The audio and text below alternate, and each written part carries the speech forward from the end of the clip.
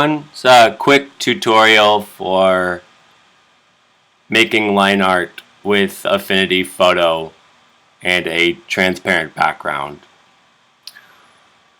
So you're going to click on your drawing and select these composites, add,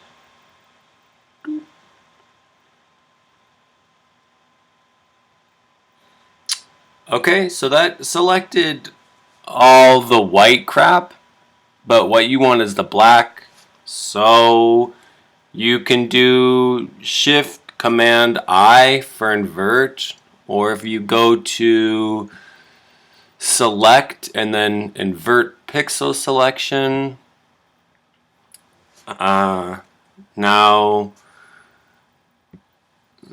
new layer. Okay, get your brush tool right over here.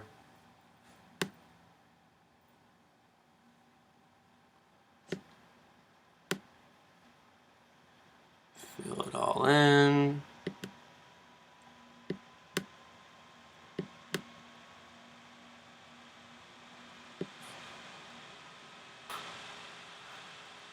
Okay.